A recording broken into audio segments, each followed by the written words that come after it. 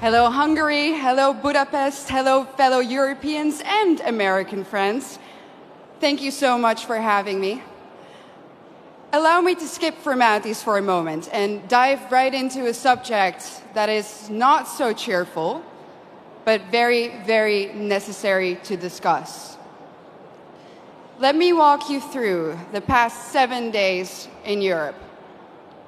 This week in Stockholm, 3 elderly women in their 70s were stabbed in broad daylight on the streets. In London, 4 people were stabbed in a time span of just 42 hours. In Paris, hundreds of African migrants took to the street to riot. And in Brigalow, also in France, yet another church was burned down to the ground. And that, ladies and gentlemen, is just a few incidents in just a couple of days on our beautiful continent. But we all know that these incidents aren't incidents anymore. If there's one thing that's for sure, is that we know, and our governments also know, that there is a link between mass migration and crime. In the Dutch city of Dordrecht, something interesting happened the other day.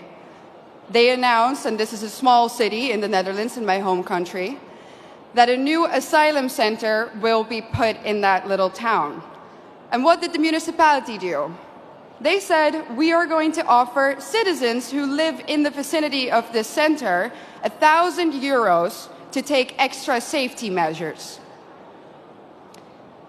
Our new reality in Europe consists of frequent rapes, stabbings, killings, murders, shootings, even beheadings. But let me be clear about one thing. This did not used to happen before. This is a newly imported problem.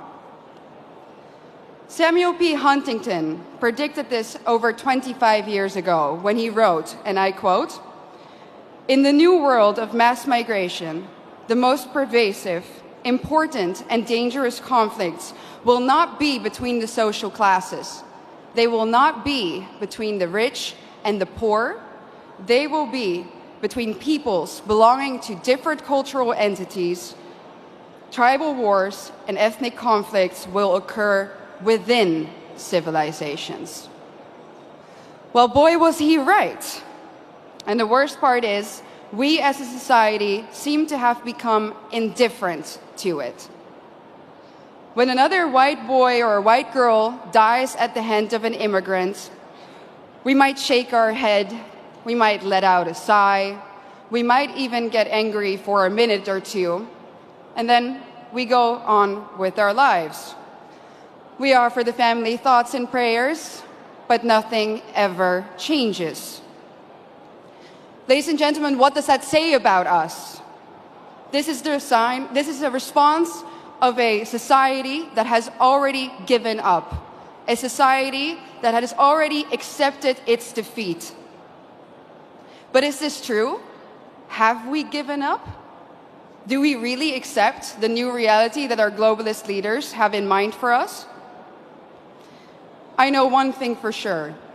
And that is that if nothing changes, if we don't start to seriously fight for our continent, for our religion, for our people, our countries, then this time that we live in will go down in history as the time in which Western nations no longer had to get invaded by hostile armies in order to be conquered. This time will then go down in history as the period in which the invader was actively invited in by a corrupt elite. And not only did this corrupt elite invite the enemy in, they made the native population pay for it too. Everyone who has eyes can see it. The native, white, Christian European population is being replaced at an ever-accelerating rate. Let me back this up for you with some statistics from my home country. Let's take Amsterdam, the capital. Amsterdam currently consists of 56% migrants. The Hague, 58% migrants. Rotterdam, almost 60% migrants. And of course, most of these immigrants come from non-Christian, non-Western, African and Middle Eastern countries. Conclusion: the Dutch population is already outnumbered in the majority of our cities. But let's look onwards.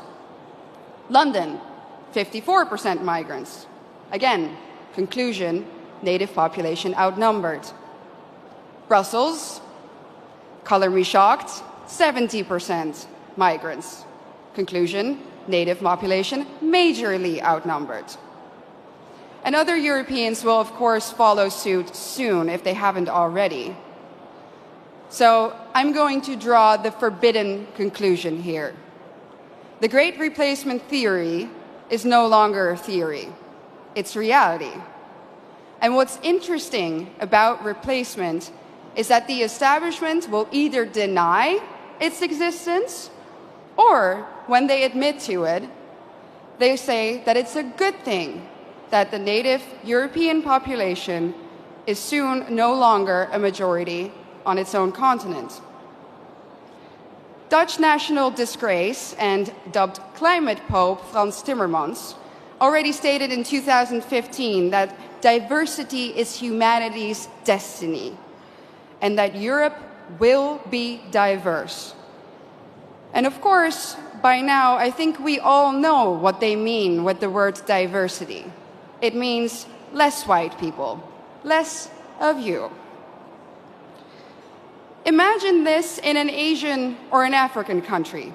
Imagine their leaders rejoicing in the fact that their people will soon no longer be a majority in their own country.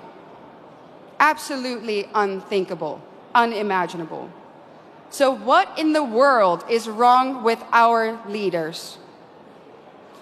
The underlying sentiment of what they say is always the same. Our establishment claims that white people are evil and that our history is somehow fundamentally different from that of others. Consciously or unconsciously, they have sucked up the lies and the anti-white dogmas of the neo-Marxist critical race theory. That's why the totalitarians in Brussels are trying to force you, the Hungarian people, a sovereign nation, to accept immigrants despite the fact that the population has said no, and so has the government. But make no mistake, the majority of the Dutch people haven't asked for this either. Just like Brussels is forcing Hungary to accept these hordes of immigrants, they are doing the same now, even in the smallest of towns in the Netherlands. No part may remain Dutch in the traditional sense of the word. No part of Europe may remain European. And it's not difficult to understand why. If the old Europe still exists in certain places, then people will be able to compare the new Europe to the old, and newsflash, they will prefer the old. That's why the Eurocrats hate Hungary so much. And their message is clear. Our way of life, our Christian religion, our nations, they have to go, without exception. Their vision of the future is the neoliberal, unrecognizable Europe, where every city becomes kind of like Brussels. Ugly, dirty, unsafe, zero social cohesion, where the buildings are constantly under construction and they never ever seem to finish, and even when they do, the end result is uglier somehow than what they started with. And what are we left with? A permanent state of isolation, confusion, and disorientation.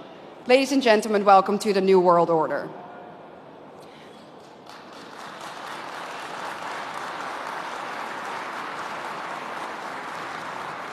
So what's the antidote? A strong Christian Europe of sovereign nation states. That's why we need to outright reject the lie that nationalism causes war. It's not nationalism or national sovereignty that causes war. It's expansionism. And where in Europe do we find that nowadays? In one place and one place only: Brussels.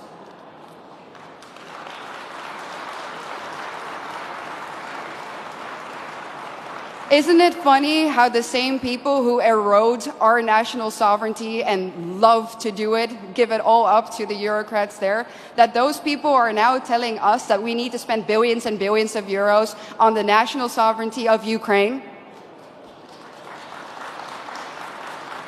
It's a joke, honestly, and it's a pretty sick, expensive, and dangerous joke.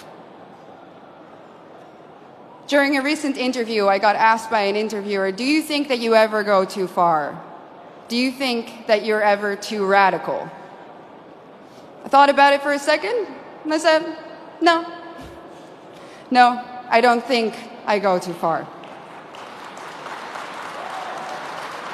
Truth be told, ladies and gentlemen, I think we in Europe do not go far enough. I think that if we really think about the organized, structural attack on our civilization, that we don't do enough. Do we do enough to stop the attack on our families, on our continent, on our countries, on our religion? When we hear about another murder, another stabbing of a young innocent child, do we do enough? When we know that our national sovereignty has been given up in less than a century to Brussels, do we do enough? When we hear that Christian kids in Germany are now converting to Islam to fit in, do we do enough? I don't think so. The totalitarian institute of the European Union needs to come down. Let me be clear, I don't believe in reforms. When the foundation of your institution is rotten, and that is the case in Brussels, you can rebuild the house on top of it all you want, but it's still going to crumble. So the only answer is the Tower of Babel needs to be destroyed.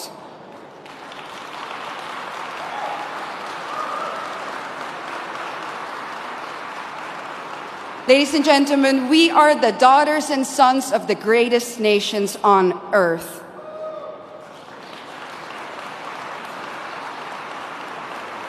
And we need to ask ourselves, what has happened to us? Where do we come from? And more importantly, where are we going? Our elites have declared a war on us, and now it is time for us to put on the full armor of God, fight back, and win. Thank you so much.